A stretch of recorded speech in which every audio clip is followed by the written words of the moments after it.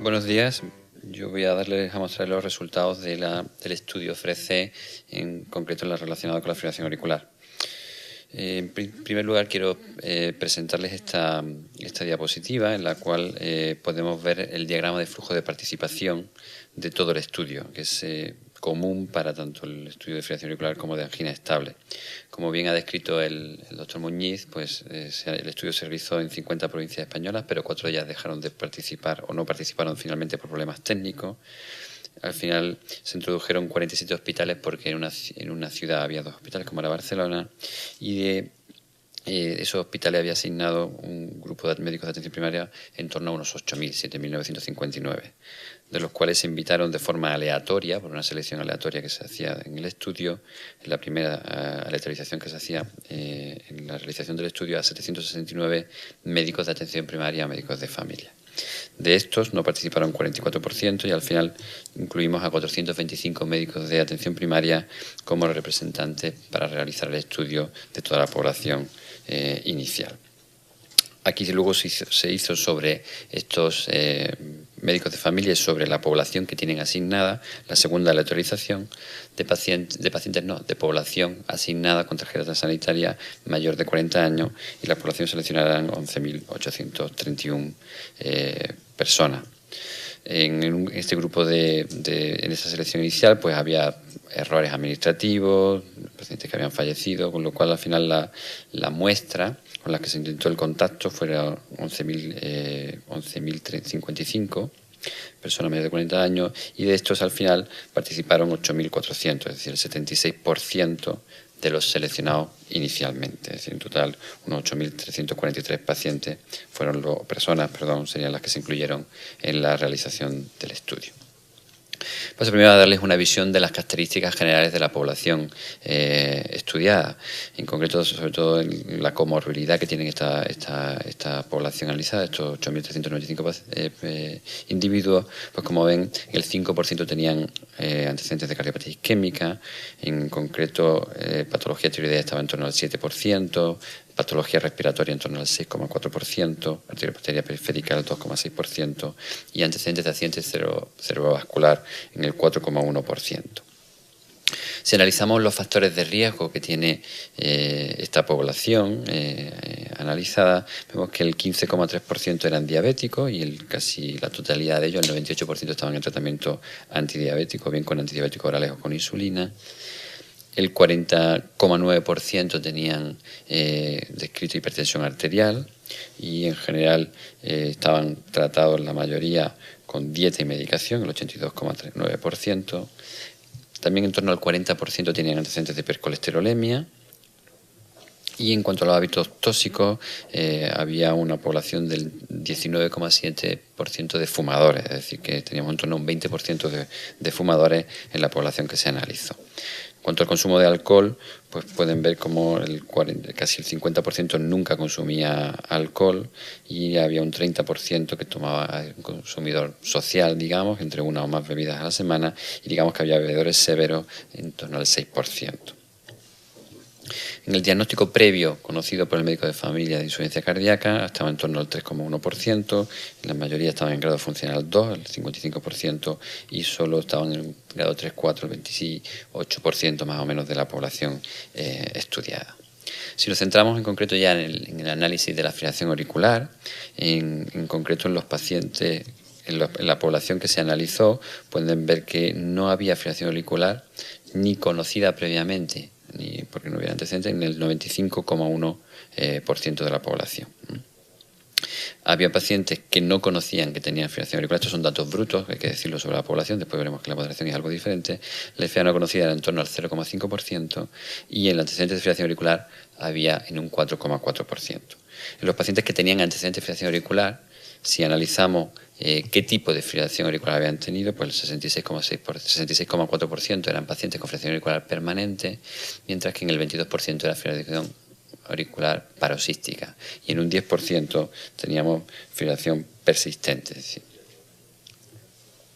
¿Qué tratamiento tenían estos pacientes que estaban diagnosticados de fibrilación auricular? Pues como ven en esta diapositiva, el 66% tenían tratamiento anticoagulante y el 30%, el 31,2%, tenía tratamiento antiagregante, fundamentalmente con tratamiento con aspirina.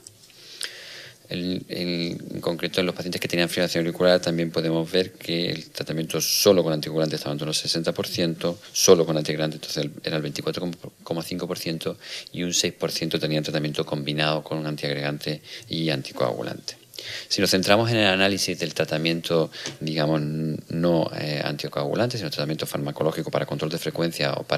tratamiento antiarrítmico, vemos que el principal fármaco que se utiliza en esta población era el betabloqueante, en torno al 42%, la digital en 32% y antiarrítmicos, como pueden ver, en torno a un 12%, 12-13%, la amiodarona siendo el principal antiarrítmico que se mantenía en esta población. Hay que decir que no había el 19% de los pacientes con fibrilación auricular no tenían ningún tipo de tratamiento o de control de frecuencia o de tratamiento de antiarrítmico para revertir el ritmo sinusal. Como bien ha comentado el doctor Muñiz, uno de los valores de este estudio es que también se hizo un análisis de, digamos, si los pacientes habían tenido alguna consulta previa por sintomatología que podría estar relacionada con la fibrilación auricular, fundamentalmente palpitaciones o mareo. Y como pueden ver, había en concreto un 15% de la población que sí había consultado en alguna ocasión por palpitaciones o mareo, y como también pueden ver, fundamentalmente se hacía en el médico de atención primaria, es decir, la consulta, la primera referencia se hacía en el médico de atención primaria en torno al 81%, en un 40% se hacía en el cardiólogo y en un 32% se hacía en unas urgencias hospitalarias. ¿Qué pasó digamos, qué consecuencia tuvo esa consulta de la palpitación o mareo? Como motivo de esa consulta, pues en la gran mayoría de los casos se realizó un electrocardiograma. En un 60% se le diagnosticó o bien de no tener ninguna patología o alguna patología, y en algunos casos, pues en 40%, que como vimos en la diapositiva anterior, se le metieron al cardiólogo y por lo tanto también se sometieron a algún tipo de prueba, como puede ser el ecocardiograma, en el 30% de los casos. Estas pruebas se evaluaron fundamentalmente también para valorar si había diferencia de tratamiento, de evaluación en función del género de la población analizada, es decir, entre hombres y mujeres. Y estos son los datos que les presentamos en esta diapositiva, en el que pueden ver que realmente había muy poquita diferencia entre hombres y mujeres en cuanto a que la realización de un diagnóstico o al inicio o cambio de tratamiento. En general, quizá en las mujeres se remitió un poco menos al cardiólogo, se hicieron menos pruebas invasivas, pruebas cardiológicas, por tanto, como era el ecocardiograma, pero en la mayoría pues había un trato parecido en general en las dos poblaciones, ¿no?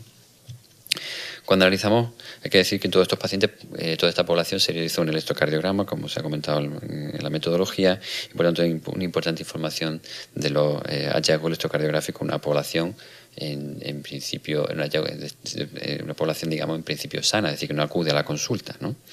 Como pueden ver en esa diapositiva, el 96% estaba en ritmo sinusal, el 3,2% estaba en fibrilación auricular, y como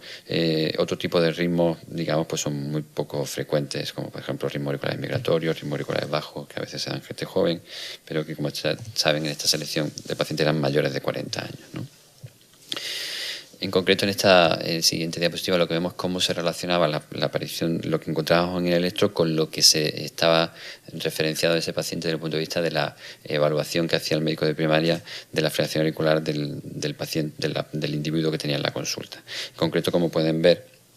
en los pacientes que tenían fibrilación auricular en el electro, es interesante ver que había 15 pacientes, en los que después lo comentaremos, en los cuales el médico de primaria no había identificado el electro como de fibrilación auricular, ¿no?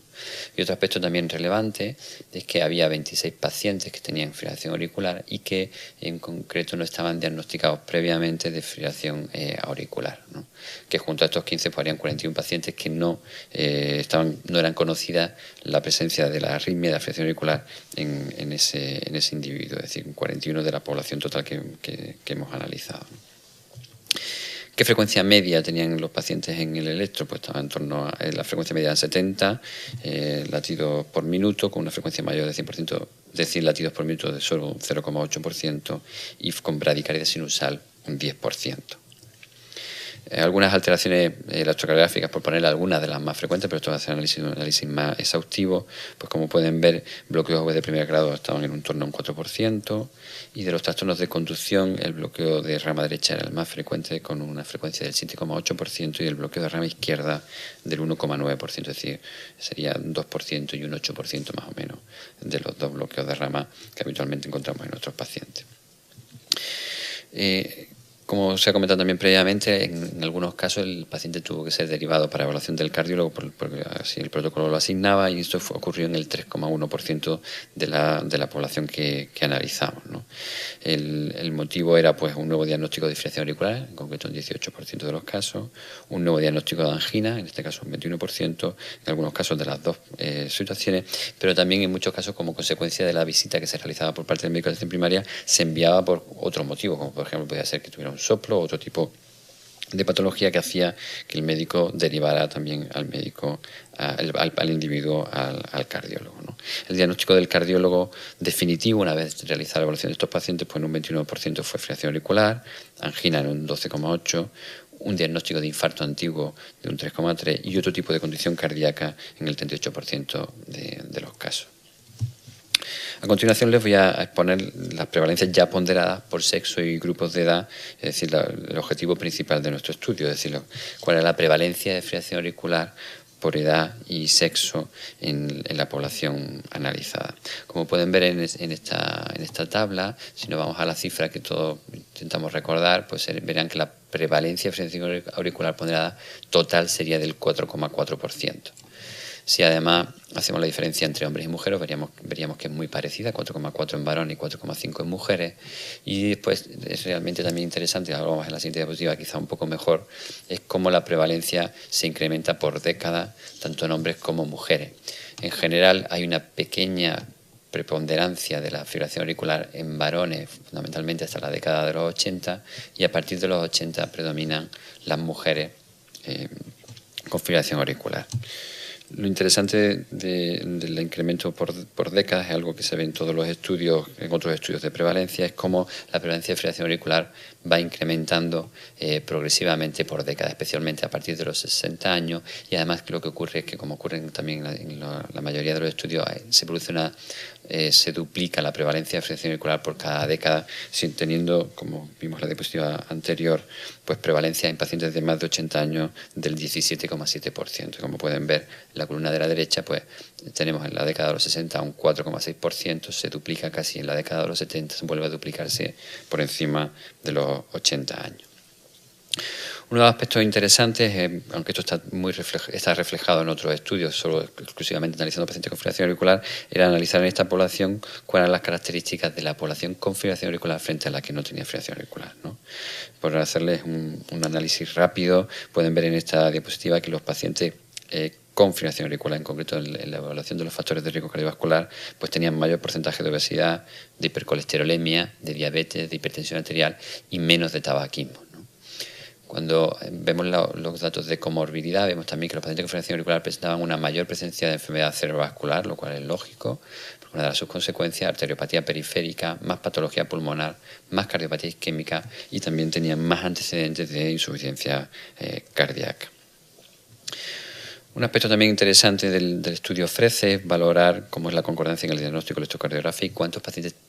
tiene fibrilación auricular y no ha sido diagnosticada previamente. En concreto, en cuanto a la concordancia, como hemos visto antes, había 15 pacientes que el médico de atención primaria no detectó la fibrilación auricular presente en el electro, porque son pacientes con electro en que tienen una frecuencia o no muy rápida o no muy lenta, y que a veces pueden ser y que no son demasiado irregulares en cuanto a su frecuencia. También es importante recalcar, y un aspecto que quizás también es necesario conocer para planificar en el futuro, sobre todo cómo identificar a estos pacientes, que en nuestro estudio de los 410 pacientes con fibrilación auricular, el 10% fueron diagnosticados el día del examen en la consulta del médico de atención primaria, es decir, son fibrilaciones auriculares no conocidas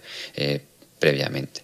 También se intentó hacer un análisis para ver el perfil de estos pacientes con fibrilación auricular no conocida, y en lo que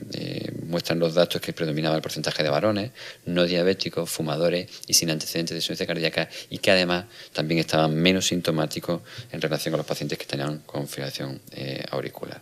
conocida. Esta diapositiva quizás, aunque no es una diapositiva que lo que intenta es estimar la población en la población española con los datos del estudio ofrece cuál sería realmente qué población ahora mismo tendríamos con fibrilación auricular tanto diagnosticada como con fibrilación auricular no diagnosticada actualmente. Si sabemos que en el censo del 2011 la cifra de la población española está en torno a unos 47 millones de habitantes y de los cuales el 51,1% son mayores de 40 años, pues aplicando las prevalencias específicas por grupos de edad y sexo que nos da el estudio ofrece, tendríamos que en la población mayor de 40 años en España tendríamos 1.025.846 pacientes con fibrilación auricular. Es decir, que haciendo una estimación habría que decir, por poner los números redondos, que en torno a 1 millón de pacientes mayores de 40 años en España tienen fibrilación auricular. Y si aplicáramos además la prevalencia de FA no conocida, veríamos que en torno al 10%, es decir, unos 100.000 pacientes estarían actualmente sin diagnosticar de fibrilación auricular en nuestro país. En conclusión, en concreto la prevalencia, podemos decir en este estudio que la prevalencia de fibrilación auricular en la población general española mayor de 40 años es elevada, está siendo del 4,4%. La prevalencia es similar en varones y en mujeres y se incrementa escalonadamente a partir de los 60 años. Y como tercera conclusión, tenemos que decir que un 10% de los pacientes con fibrilación auricular era fibrilación auricular no conocida previamente a la evaluación por su médico de atención primaria. Muchísimas gracias. Muchas gracias, Juanjo. Como ven, son resultados realmente interesantes e importantes a la hora de planificar recursos en el que seguramente en el futuro pues, van a utilizarse estos datos.